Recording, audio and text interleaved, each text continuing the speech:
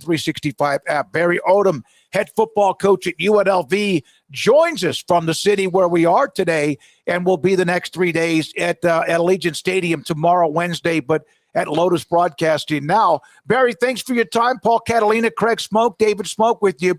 9-5 your first year. I know that coaches don't like to look at like how we're going to win this many games. You probably never do that. But did you outperform what you thought, or is about what you thought? Well, thanks for having me on today, guys. I sure hope that you enjoy your time in Vegas. It's one of the greatest cities in the world, and I know that there'll be some work involved, but hopefully you can get out and enjoy some of the sights and sounds as well.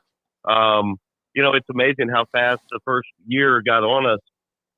You get the job and then everything happens full speed. You know that. And then you get into the season and really just pour into the process. And I know that's a boring answer, but our expectations when I got the job, I just asked the team and really our staff when we put that together. I said, I don't want UNLV to be judged on anything that has happened before we got there, good or bad. I didn't earn that either way, and I don't want that. I just want to be judged on what we do from the day we started until the 12 opportunities we get to go compete. And then if we do those things right, then we'll have a chance to play maybe for a conference championship and then postseason play. So, I thought we got better as the season went on. We sure didn't finish the way I'd wanted to, getting to the championship game and losing, and then we came up short in our bowl game. The learning experience for everybody in the organization. And I thought that, at the end of the year, you look back after you evaluate a number of things. I really thought we left a couple of wins out on the field. So that's what drives you to get back in the arena, continuing to build your team and your organization. And then our goal, and I said it from the first day I got it, there's no reason in the world we should not shoot to be in the expanded playoffs in college football. I think there's a place for that in our league. And if we schedule, which we have for this upcoming year, the right way, the strength of schedule, and you win our conference championship game, I think that we should be in the conversation to have that opportunity. Coach, in the era of the transfer portal, you have to rebuild rosters even faster. And, you had a quarterback situation that worked out for you last year, and then you have to reboot with that. People who follow the transfer portal in college football closely might have heard of Matthew Sluka, one of your new quarterbacks, but maybe most people haven't because he was at Holy Cross. This guy's responsible for like 1 million touchdowns in his career, isn't he? Well, we're sure excited about Matt. He was able to start with us in June. So I think, from the time he started and stepped on campus, he really had a good grasp of the playbook anyway, because of the way that once he decided he was coming to school at our place, he was diving into the playbook and had a lot of virtual meetings. So, I think he was ahead of the game when he stepped on campus. Number one, understanding that he's a mature player. He's played a lot of ball. He's had a lot of success. And it's going to be a heck of a challenge this fall camp to try to figure out what, one of the greatest things about coaching is you build the team each year. And, we had a number of roster turnover when we got the job. Didn't know what that would look like in year two. But as the rules are today, we're going to be a heavy high school recruiting team. We've signed 48 high school prospects in the two signing classes since I've been there. But also the portal has been very, very good to us. And I don't want to lose anybody, but if we end up losing somebody, our charge as a staff is to go find somebody that wants to be, at the end, they're going to be a better player. We're going to try to upgrade every time that we've got an opening. And so far, we've had a chance to do that. And I'm thankful for the way our staff has approached that. And you can either, everybody likes the portal when it works out in your favor, and everybody is against it when you lose a player.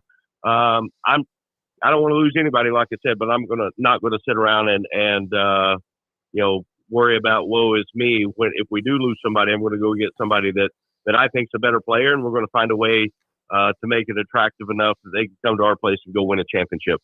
Coach, a lot of us saw you shoot your shot with UConn head basketball coach Dan Hurley, trying to get him to maybe reconsider after he talked about how football might be, something could have been successful in.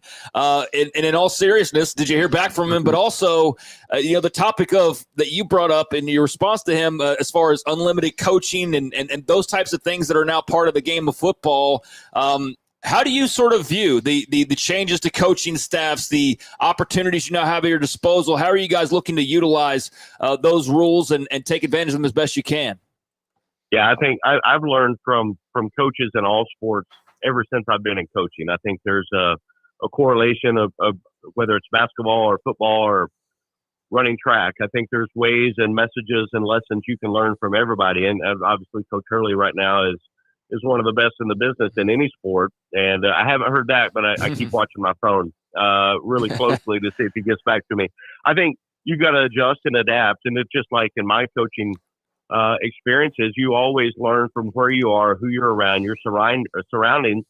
And then you get the opportunity again, in this case, for me to be a head coach, and you go into it and you apply those lessons. And I know I look at it now, what I know now compared to what I did when I was the head coach at Missouri, I'm light years ahead of where I was then. You just learn from your experiences. You've got to make sure that you look in the mirror and you do a self-evaluation. You surround yourself with really great people, and then you adjust and adapt to the rules, because whether you like them or not, they're going to change. They'll be different next year when we talk than they are today. And if you're not on the cutting edge of that and find a way to give your kids and your team and your organization a chance to be the best and go compete for a championship, then you're going to get left behind. And that's with the portal, that's with transfers, that's with the finding ways to creatively make opportunities for coaches to help you on the field.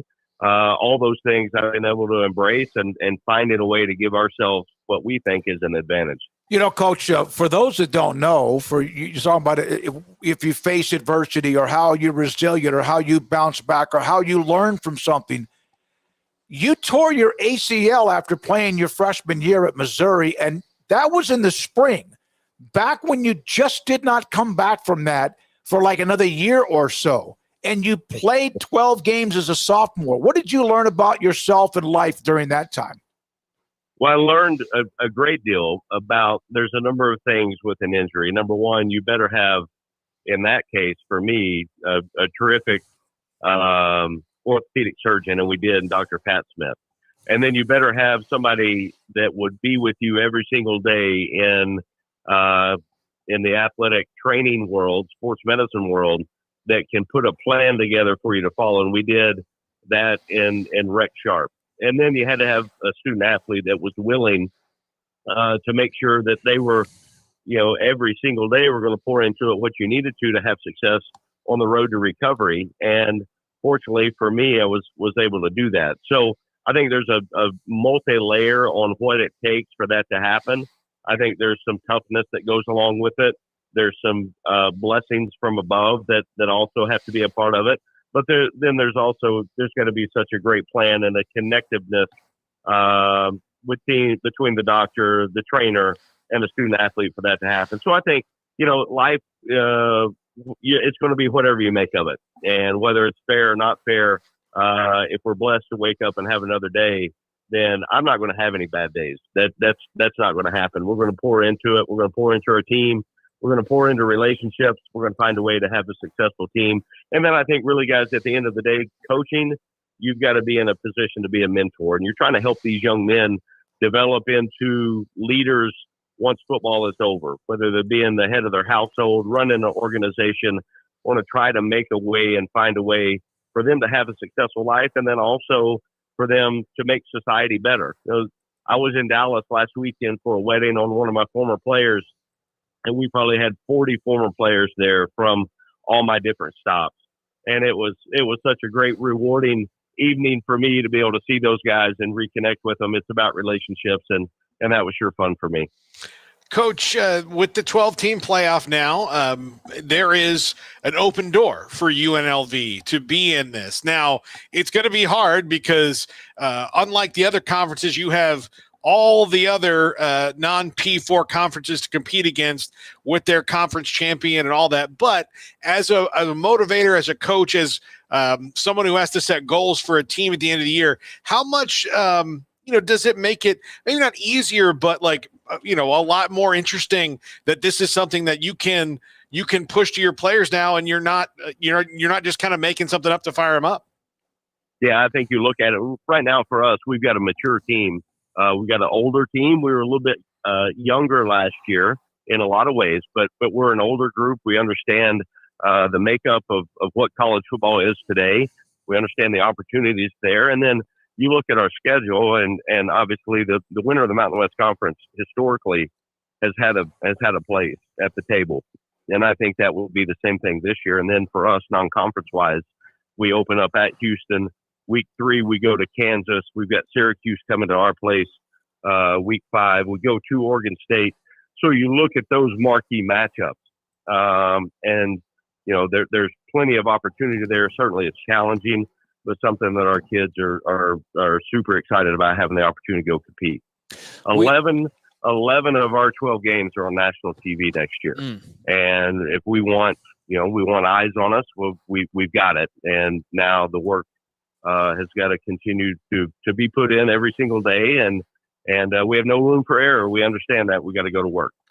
The city of Las Vegas is just continuing to boom as a sports capital of America in many ways now, which I know years ago would have been thought like to be insanity to think that would be the case, but that's where we are now in today's world. We're here for the next couple of days, and there'll be various other media days in and out, but what is your pitch when it comes to the city of Las Vegas and recruits, and what do you personally, what have you found that you like most about the city of Las Vegas?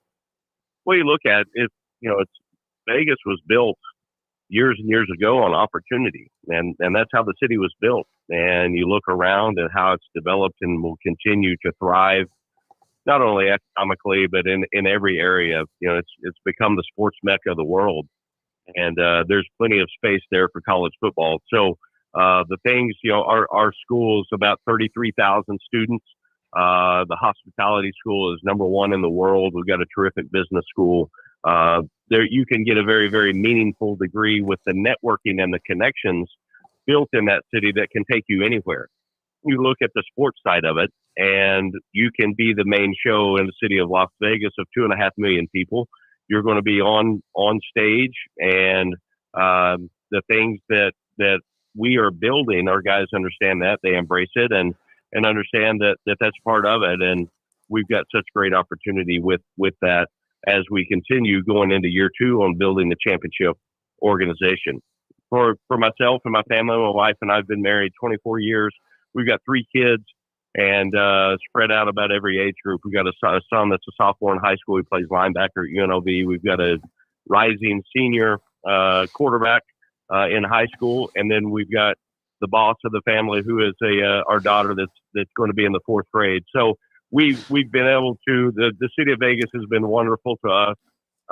When we moved there, a city of 2.5 million people and really didn't know anybody, has become much smaller, and the people have been so welcoming and outgoing and warm to our family and our vision on building a championship program. It's been wonderful.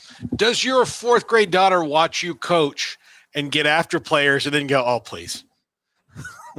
Yeah.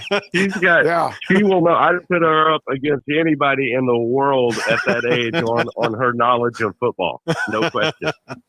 Do you have an underrated, maybe local restaurant or a place that perhaps not a lot of people know much about if they're not from here that you would suggest? Yeah, I would. If you've got 2 meals, I would go to Ferraro's. It's an Italian restaurant there on Harmon and Paradise. And then I would go to Piero's, another Italian place. One of those 2 spots off the strip. If you get a chance to, and you want one of the best steaks in the world, I'd go to Durango and hit Nico Steakhouse. Those 3, if you can get into any of those 3, those are 3 of the best, not only in the city but in the world. Thank you very much for your time. By the way, Mac Rhodes was going to be here. I know you and Mac are very tight from your time at Missouri, but he's going to stay in New Mexico. I think he's chilling. It's the first time this summer that he hasn't had some sort of chaos or crisis management in 3 summers. And so I don't know if you've been in touch with him or not, but I thought he was going to be in town. Didn't know if you knew that. I talked to Mac a lot, and I have over the years, and got such great respect for him. What a terrific man he is, and family, and an unbelievable leader. And we've stayed in very close contact, and thankful that I've had him as a mentor, and what a special guy he is, and has had great success everywhere he's been. and he will continue doing that at Baylor. Barry, thank you so much. We consider you a friend of the show. It's been great to have you on a couple of times already, from the Super Bowl week to this week, and look forward to having you on sometime during the season. Good luck. Thank you. Thanks, guys. Have a great couple of days. Take care. Barry Odom, the head football coach at UNLV. Paul Ferreira.